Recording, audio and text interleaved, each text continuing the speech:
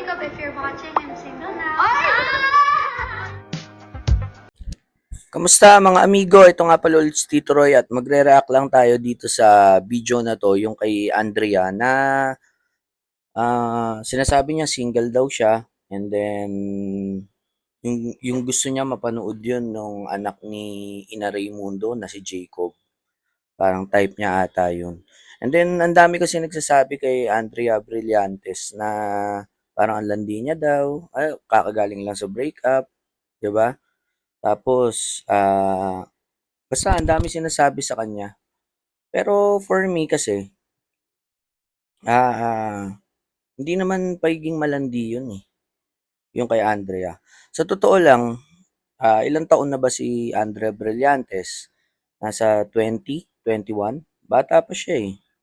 So, actually mina-maximize niya lang yung prime age niya bilang babae. Kasi, yung mga babae kasi, ang prime age talaga niyan, nasa mga 18 to 28 years old, mga gano'n. Or pinaka talagang prime talaga niyan, 18 to 24, 'yun talaga. Pero maximize yan hanggang 28 years old sa mga babae. So, she has the right para mamili kung sino yung gusto niya, 'di ba?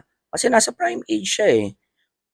Puwede siyang mamili ng kung sino yung gusto niyang lalaki, yung pinakamalupit.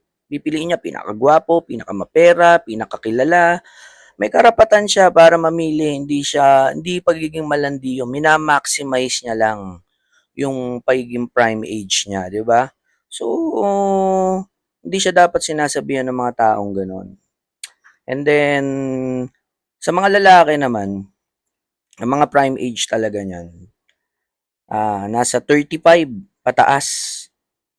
Actually, wala namang ano 'yan, eh, wala namang parang walang ending 'yan, eh, yung prime age na lalaki kahit matandang-matanda ka na as long na may pera ka, 'di ba? 35 pataas usually 'yan na nagkakapera na yung lalaki. So 'yan na yung pinaka-prime age niya. Pero kung mas maaabot mo yun mas maaga, eh, maaga kang lulupit, 'di ba?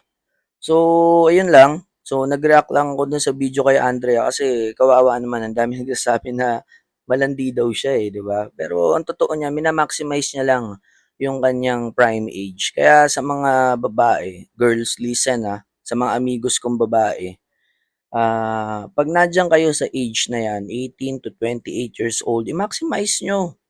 Huwag kayong makinig dun sa mga sasabihin ng mga tao sa paligid ninyo. It's your right to maximize that age, yung prime age ninyo. Kasi pagka lumagpas ka na diyan sa age na 'yan, maaaring hindi mo na talaga mapili yung talagang gustong-gusto mo, 'di ba? Kaya 'yun lang. So sana may natutunan kayo lahat. Mahal na mahal ko yung Tito Roy. Ingat kayo palagi. Bye.